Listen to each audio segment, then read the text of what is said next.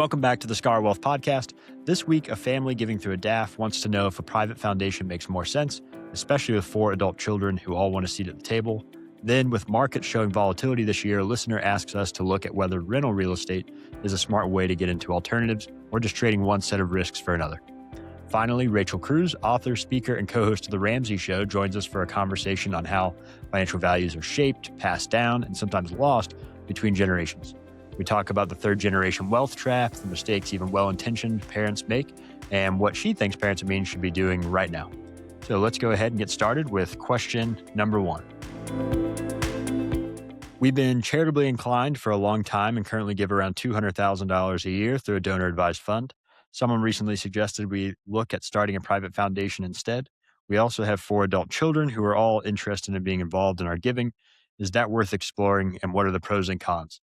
A great question, one that comes up quite a bit, especially when your annual giving is consistent and larger than what I would assume is a DAF option. And what I mean by that is when you're giving $200,000 a year, you can do some meaningful work in a big way to organizations. And it's not to say that anything less than that is not meaningful, but writing a check for $200,000, especially to a local organization, could be game changing for everything they're doing.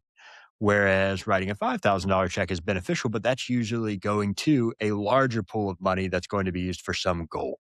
Maybe they have some capital campaign that they're running and they want to build a new building or provide some new foundation support to the organization, and they're going to raise a couple $100,000 or $1 million for that capital campaign. You donating to it helps with that. What starts to change when you're giving hundreds of thousands of dollars up toward millions of dollars is that you can lead a lot of these capital campaigns. So you could come in and say, I know we want to build this new building. It's going to cost $500,000. We'll put up the $200,000 if everyone else can put up the $300,000. So you start leading campaigns or being the sole funder of some of these organizations' projects. Where that changes from a foundation is with the DAF, you're restricted in a lot of ways. It's a great, easy way to get a tax deduction and work through charitable giving. You put the money in the DAF, it's being held by some sponsor, and then you instruct that sponsor to go send it to whatever organization that you want, what nonprofit out there. A foundation is completely different in that it is its own legal entity. You have complete control over it. And you're not restricted to only giving money to nonprofits. You can go and give to different types of individuals. You can give internationally. You can give to for-profit organizations. So it really opens up a lot of different options when it comes to what your foundation is going to do. And especially with your kids being involved, you can start to bring everybody together to start making decisions of what is the goal of the foundation and what are the long-term goals of the foundation when maybe you're not the one in charge and the kids are in charge. So you can start having roles for the kids. You can start fundraising, or they could start fundraising to add to the foundation. There is a 5% distribution that's going to be required there. How that plays into the $200,000, you would need quite a bit saved up there in the foundation to be able to hit that with the minimum 5%. But you could do more than that. So you could fund it with a few $1 million and then spend the $200,000 out of it with the intent to either grow the foundation through investments, donations, or with some of your estate is typically how that's done. So you start the foundation now, you build a structure so all the kids are involved in the governance of it and have a seat at the table. And then as time goes on, the foundation starts to build a reputation. The kids understand how the foundation works with your guidance. And then at a certain point, you can actually move your estate to the foundation, or a certain point of it to the foundation. So that way they can still maintain the same items that they've been shooting for throughout your life, even after. So lots of good things to come with the foundation. The cons to this is that it's not nearly as easy as a DAF. DAF's a piece of cake. You throw the money in, you're done. The foundation has some other restrictions around what you can spend, what are the concerns, and there's some added costs associated with it. So the administrative filings, investment oversight, you're going to have some tax consequences that come into play. But at this level of $200,000, you likely have been seeing this brought up to you because you're right on the cusp of that becoming a number that makes sense for you to have more control of where those dollars are going. And especially when you bring the kids in, you're not restricted to saying, well, that's a great idea, But unfortunately, there's not a nonprofit that already does that. Now you can say, that's a great idea. We can write that check directly to an individual or an organization. And now for the next question. With the uncertainty I'm seeing in equity markets, oil prices, tariffs, and broader economic volatility, I've been thinking about diversifying into alternatives. Rental real estate seems like an accessible starting point, but I want to make sure I'm not just trading one set of risks for another. How should someone in their mid 40s with a solid portfolio think about which alternatives belong in their plan? And what are the things I should consider before buying investment property? So, first thing we need to do is the discussion of whether or not you should have alternatives in a portfolio is not a discussion that's made um, as a reaction to markets. This needs to be something that's structured ahead of time. Or now, if you're looking at it, that's fine, but it needs to be strategic. You need to look at the whole allocation and say, what is the allocation that I could put toward alternative investments? Most of the time, that falls somewhere between the 10, 20%, depending on the risk, that the risk tolerance of the individual and what types of alternatives there are, which is what my next point is around this concept of alternatives. Alternatives is this massive bucket that's essentially non-public stocks and bonds. And everything gets captured there. Real estate gets captured there. PE gets captured there. Oil wells get captured there, right? Everything that's not a stock or a bond in the public markets gets thrown into this alternative bucket. And the problem with that is answering questions like this of, like, whoa, should I diversify into alternatives? The next question is, well, what alternatives are you talking about? Because there's a big difference between you going and buying the house down the street versus you going and buying an oil well in Oklahoma and buying into a venture capital company or a firm that's investing in startups in San Francisco. Huge difference in risk, huge difference in liquidity, and huge difference of what knowledge you have going into that situation. So where do most people start is exactly what you're talking about, is they start off with some sort of real estate investment, and typically residential real estate, because that's what we know, right? You bought a house, so it's comfortable. You're not having to go in and buy something that you've never seen before. You're not doing any angel investing or startup investing. So we tend to invest in what we know when it comes to alternatives, which is not actually a bad idea, because the alternative markets tend to be very opaque. What we want to try to invest in is to provide some sort of benefit to our investing returns by coming to the table with added knowledge over and above the rest of the competition.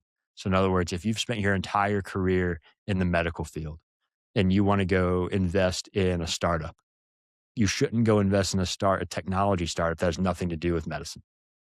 Unless you've had a ton of connections to technology or that area, you're investing in an area you're not familiar with. However, if there's a startup medical device company, you're going to have a lot more knowledge than I would on whether or not that actually is going to work out. When it comes to real estate investing, residential real estate gives everyone that little bit of comfort because they can walk in and say, I know what a house is. I've gone through this process. I know the location and I know what a single family home looks like. So I already have a little bit of information about that hopefully gives me an added return. So it's not that it's necessary to get into alternatives for everything for diversification. It really depends on what type of alternative you're getting into. Now, when it comes to real estate, what's interesting about real estate is there's lots of benefits to real estate investment that can have outsized return, especially because of the leverage aspect. So you take out a loan, you're only putting 20, 30% down. So, and you're creating the cash flow off of 100%. So you have this leveraged aspect to it. Of course, that brings its own risks. We saw this in the financial crisis as well, being over leveraged. But leverage is one way that you're adding value to a real estate portfolio. The other is going to be your ability to take depreciation. So you can go in and depreciate some of those assets over time. Now, one of the things we talked about before and would absolutely have to be taken into account is that depreciation recapture if you ever go sell those properties. But without getting into those in the weeds there, depreciation is a benefit. Income is going to be a benefit. So all these things work out really well. The issue is not as liquid as other types of investments that you can get in and out of. But what you have to start thinking about is how much time you're going to be putting into the investment. The biggest mistake that I see when it comes to real estate investing is someone says, well, I'm going to go buy a single family home that I know about. Maybe it's in your neighborhood, maybe it's across town, maybe it's your old house that you're selling to move into a new house and you're going to keep it as a rental. Those are all the common ways people get into this. and they underestimate the amount of time that goes into actually managing a single home for them. So they they have to hire contractors to come in, or they do what most people do and they start doing it themselves, which is not necessarily a bad thing, but you have to understand the trade-off of the ROI of that time. So if you're going in there and you're the one painting the walls and fixing up the floors and all of these things, that's fine. Your returns are going to be higher because you're not having to pay the contractor, but you're absolutely spending your time, which probably works out to minimum wage, doing that. So that's the trap you want to avoid. Where real estate really starts to become a benefit, especially from a more of a passive income perspective, is when you start to build it as a business and not just a single investment. So, for instance, if I'm having to go paint the walls of the one single family residence I own, that's all my time I'm going in. I'm having to buy the paintbrushes and the rollers and the paint and spend my weekend doing that. If I own 3 or 4 properties, now I can buy the paint in bulk. All the houses are going to be painted the same color. All the houses get the same tile. Everything's going to be consistent. And if I hire a painter, I'm going to get a better deal because I don't need them to come in and paint one house. I'm telling them I need 4 houses painted. So you start to have some economies of scale in this scenario, and that starts to be acting more like a business. You also reduce the risk because with if one renter leaves, not 100% of your income disappears, but only a quarter of your income disappears if you have 4 properties. So if that's the path you're going on, then that's fine. That starts to look like you buying into a real estate business, not you being the landlord of a single family home. That's the trap that a lot of people get into. And that's where you hear the complaints of, I hate being a landlord. I always get phone calls. I do all this because they're seeing it as this is supposed to be a set it and forget it investment. And really, it is everything but a set it and forget it investment. You're still going to have to be putting in the work. And you have to understand that's part of getting that higher return. When you start getting away from that direct ownership and you get into multifamily homes, REITs, all of these types of things. The further you get away from that single family ownership where you're the one in there painting the walls, your returns are going to be less and less and they're going to look more and more like the economy. That's why REITs typically have a really high correlation to the S&P 500. You're not in there painting the walls. You're not in there fixing the toilets and dealing with the renters. So if you're not doing any of that stuff, all of those benefits that you were getting from the depreciation and the you having more information about one neighborhood versus another neighborhood are gone when you start investing in broader and broader portfolios. Are they more diversified? Yes. But that diversification, lowering your risk, which also starts to lower your potential return on those investments. So I don't think it's a bad idea, but that's how I would start looking at this. I would look at alternatives as a strategic point of view, and that needs to be done ahead of time and to see how much you should be allocating to alternatives. And then not just saying, I have this cut that's going to alternatives, saying, I have X amount of dollars that can go to alternatives. What type of alternatives do I want to invest in? Break that up next and then start to find them and take your time finding them. You don't want to do all this. You want to diversify not only the types of alternative investments, but the vintage of those investments as well to diversify that risk across the business cycle. At Scholar Advising, we work alongside your full financial picture as independent thought partners for a flat fee, not as account managers or product sellers. We help you think through the options, stress test the decisions, and build a clear path toward your long-term goals. Visit scholaradvising.com. And next, in our From the Field segment, we explore how financial values are shaped across generations. So today we are joined by Rachel Cruze, author, speaker, and co-host of The Ramsey Show. Rachel grew up watching her parents rebuild from financial hardship and going to build one of the most recognizable personal finance platforms in the country. Now raising her own children and working daily with families across the country, she brings a rare multi-generational perspective on how financial values are shaped, passed down, and sometimes lost. We can talk about all of this. Rachel, welcome to the Scholar Wealth Podcast. So to start off, give us a little bit of your background, how growing up in your household shaped the way you think about money today and how you handle that with your kids in this generation. For sure. Well, thanks for having me on. I appreciate it. So I was actually born the year my parents filed for bankruptcy. So there's a little bit of a nuance of truly being born at the bottom. You could say I was born in April. My parents filed bankruptcy in September. And so out of that whole process is what created the financial principles at which my parents lived by and what we teach here at Ramsey Solutions now every day. And it's pretty wild because personal finance, you you can get into all the degrees and know all the tactical, but there's so much about just this common sense way of approaching a subject that can be really difficult. Money's it's a hard subject. And even if you have a lot of it, right, you can start to see the complications that it possibly can cause in your life and how to navigate those. And so, yeah, so growing up in that household, obviously at the beginning, I feel like it was like survival for my parents. And my early memories are, shopping at consignment sales and garage sales. Like we never went on vacation. I mean, it was just like, grew up with parents literally coming out of this financial disaster. But then as they started making money, I realized not a ton changed. There was still so much responsibility on us kids. We always were working. I always laugh. I'm like, we were never given an allowance. We were always on commission. So you work, you get paid. You don't work, you don't get paid. So even from a young child, working was a part of our rhythm, whether it was chores around the house or even my dad was starting his business. And so we would sit in the living room and put labels on shipping packages because he was shipping out his first book as that was starting. And so that was always a constant in our home, as well as learning like when you earn money, you give first, you save second, you spend third, right? It's like kind of these rhythms at which we learned. And then as we got older, mom and dad were good at bringing us into money conversations. We never had this like legalistic seminar type family where it was like you had to sit down every Saturday and we're going to talk about mutual funds or things like that. It really wasn't like that. They really taught us about how to manage money through the ebb and flow of life. There was such a natural cadence to it. So it never felt intimidating or off putting by any means. So much so to the point when I went to college and was talking to people my own age, realizing how much people had no clue about money. I mean, these, 19, 20-year-olds, their parents never talked to them about the subject. And I just thought, oh my gosh, not that my parents were, again, legalistic, crazy about it, but they taught us, they taught us everything from taxes and mutual funds to contentment and generosity, right? The heart issues of money. And so for my story, when I graduated college, I realized that's really what I wanted to do. I'd been speaking with my dad some at his events through high school. But when I was, 21, 22 is when I came on full time and, started speaking at high school assemblies and that kind of thing around.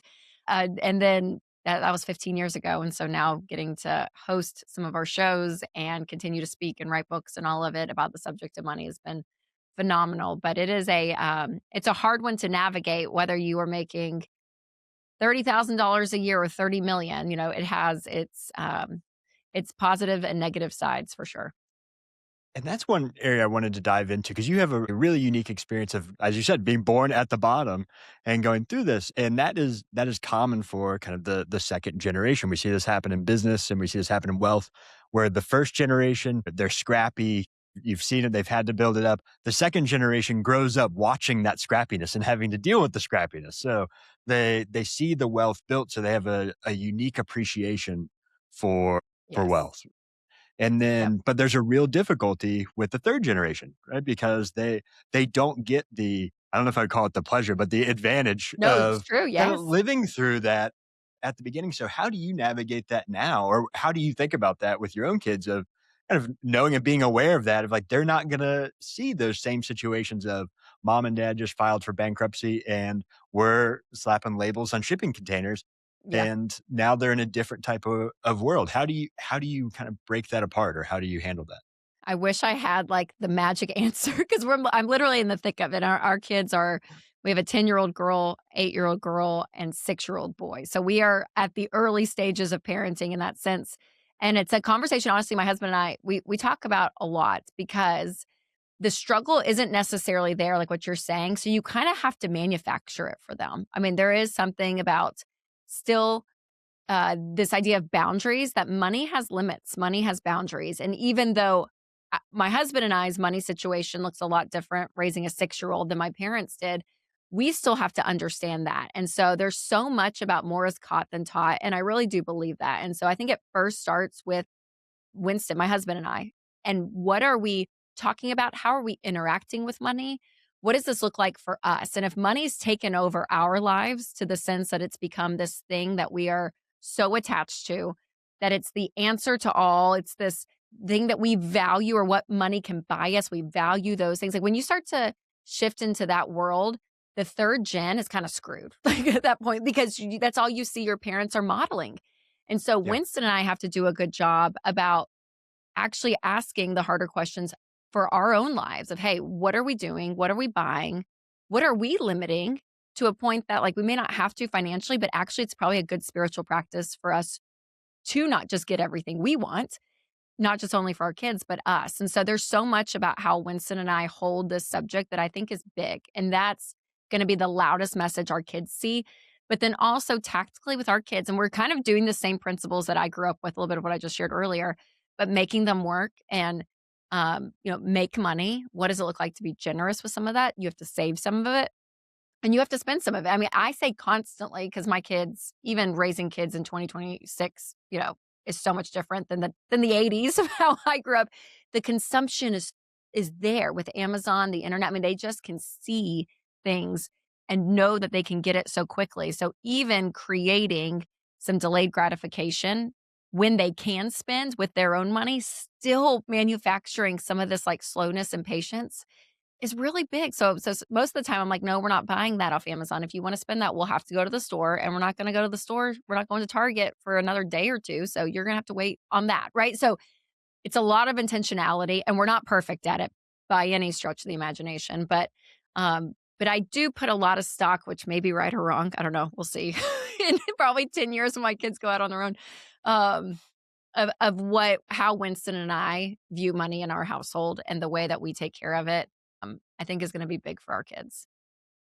Yeah, no, I think the delayed gratification is a major factor. I know my wife and I joke about that regularly of like having to explain what a commercial is between shows as opposed to just choosing whatever show you want to watch at any given time. So that's definitely a big one there. And do you see this from with the research you've done for books and the people you're regularly in this world? Are there any mistakes that you see well-intentioned parents go down of? And I know we have your hypothesis has not fully been tested yet, right? Of Sure, sure. only, but you see a lot of this, right? And you see it, and you can Yes. look and say, that's already not turning out to be what they thought it was, even if they were well intentioned. Because I know even with my clients, a lot of the times it's not.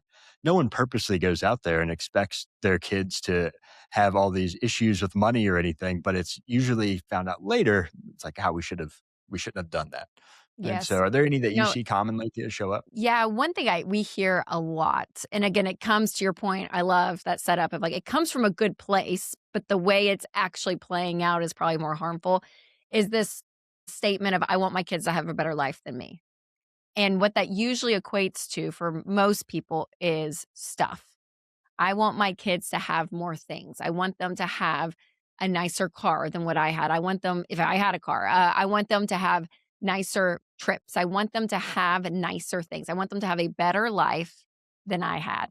And I think we see all through the parenting space, right? When you talk to those people, your kids want you at the end of the day. That connection and that self-reliance on a parent is gonna raise your kid in such a healthier way than when you say, "I'm gonna delegate their happiness to stuff." Because when you do that, what you're kind of saying out loud is to have a good life, you have to have nice things. And that's false. Now, it is nice to have a car that's not breaking down every week, right? Or it's nice to go on a trip and stay at a nice hotel, right? Like, I get all of that. But there has to be so much more with our parenting and our intentionality with our kids on a deep connection level that I think is gonna sustain them throughout them being under your roof than just, "I want them to have a better life," so that's gonna equal nicer stuff. And so that is one thing we hear commonly, and I'm like, "Ugh."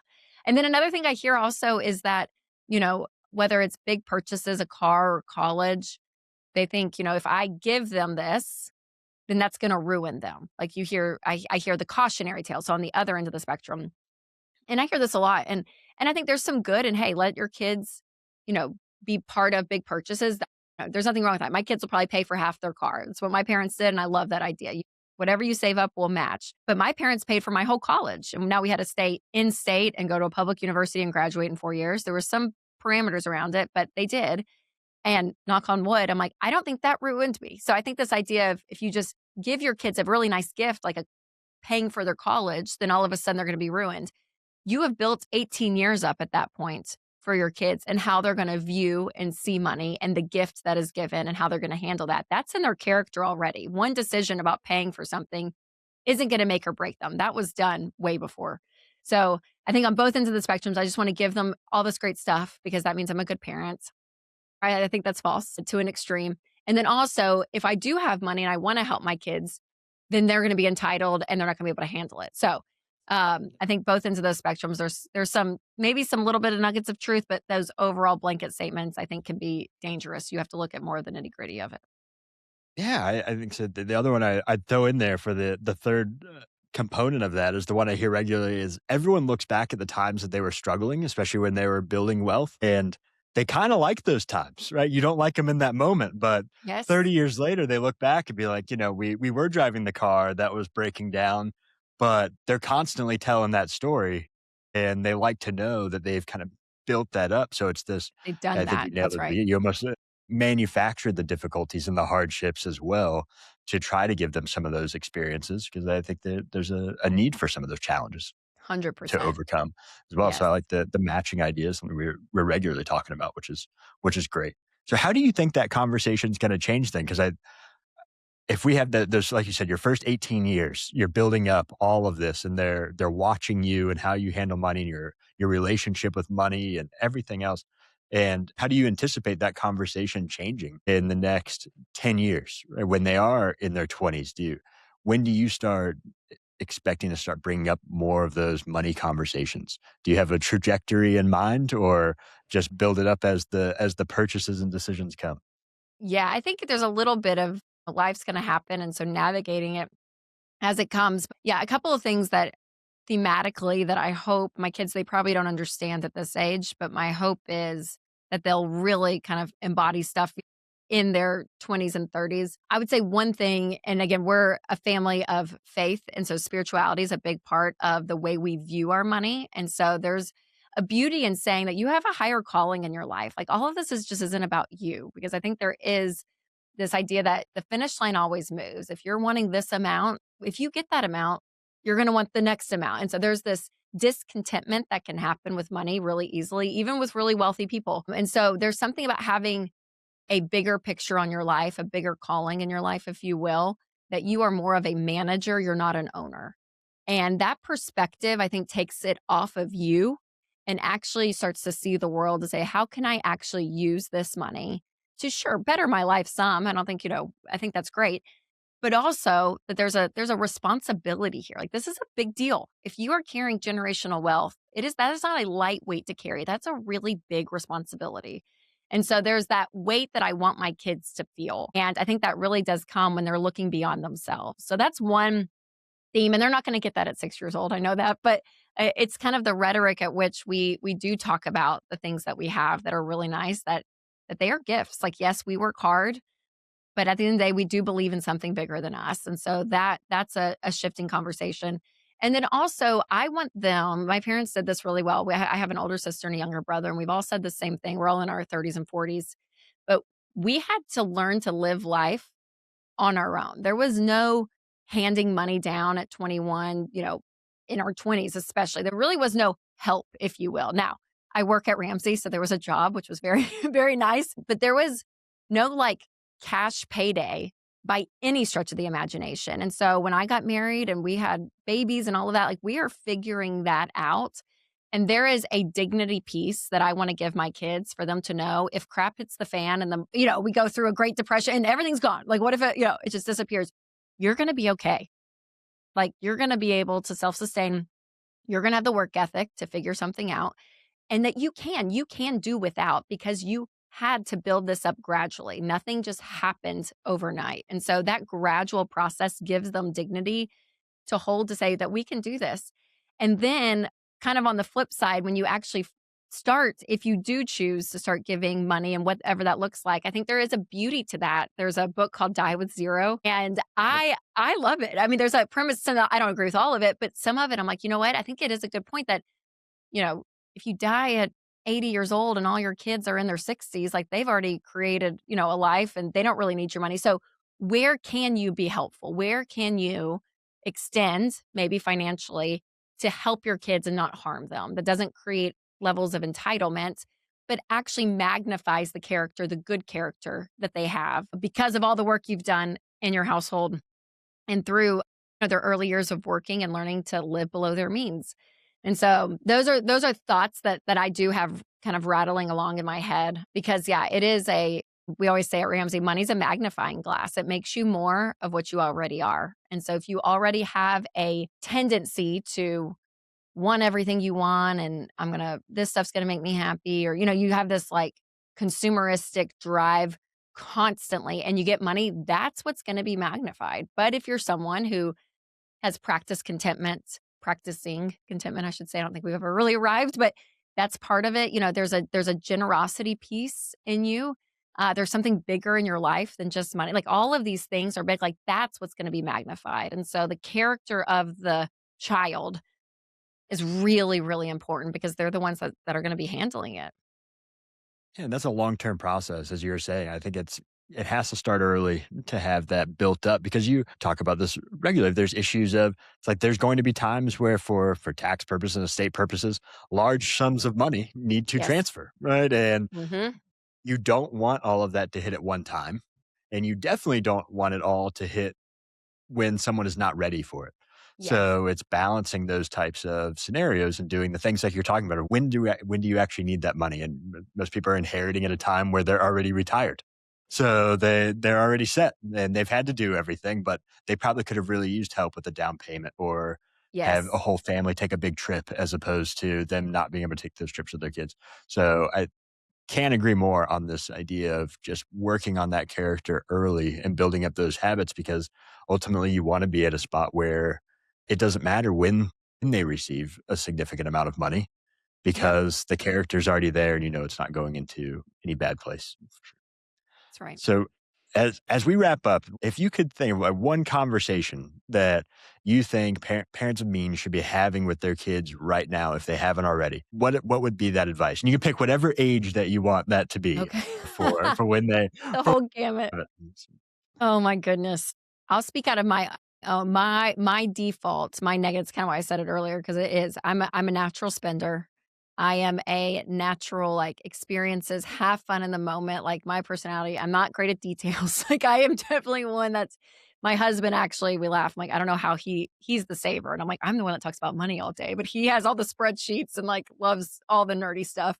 And I'm way more of the free spirit. So I see in my kids that they have different strengths already. You can see at 10, 8, and 6 how they handle money. It is wild because I do think, who we are, our personalities and our tendencies, yes, come from experiences 100%. It's that nature versus nurture. But I do think we're wired in certain ways. So to answer your question, I think I would have different conversations with each of my kids differently because I can already see what they're going to struggle with and what they're not. Like my oldest is this literally happened at breakfast this morning. Okay. I'll give you a quick story. It's book fair week at our school.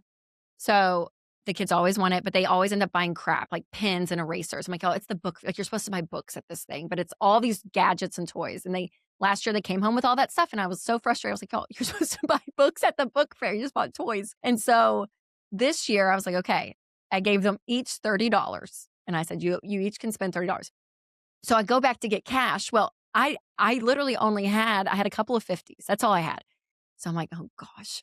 So I put them in a plastic bag and I wrote $30 on the front. And I said, you guys, I'm giving you each $50. You do not have $50 to spend. You do not have 50. Everyone repeat after me. You do not have $50, Eric. We don't have $50. You have $30, which means you have to bring back $20.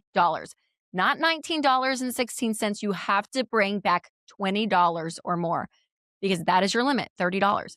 Well, my oldest, my 10-year-old says, okay, mom, I'm kind of nervous.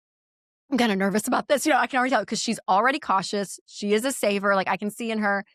I really don't probably have to worry too much. If anything with her, I'm like, you need to spend. Like you need to give. You need to open your hands a little bit with money. That's because her natural tendency is just this, oh my gosh, I don't want to mess up. I want to be perfect at this. And I'm like, girl, you're going to mess up. It's okay. Like, just chill. Right. So, like, that's the oldest conversation. My middle was like, don't worry, mom. And I'm like, oh, no, I'm worried. I'm worried about you because you're me.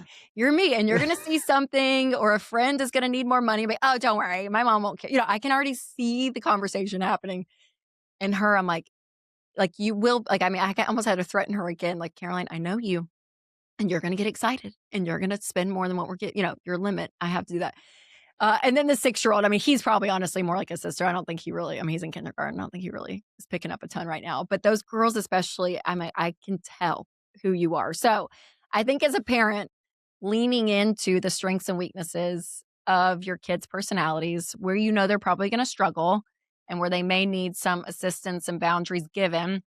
And then the other of how to celebrate the freedom, right? Again, my middle, she is a free, I mean, just hands open, like me. I'm like, I'll just give to anything. I mean, I am just, it's great. Where I have to be a little bit more disciplined in some of my habits. Where my oldest is such a perfectionist, she's scared to do anything. She just holds her money so tightly, and so she generally is not very fun with her money that she's worked so hard for, and generally is not always as generous, right? And so learning to live with an open hand for her. So, sorry, that's a really long answer to that question, but I would gear, yeah, to the strengths and weaknesses of each kid, and it's going to look different.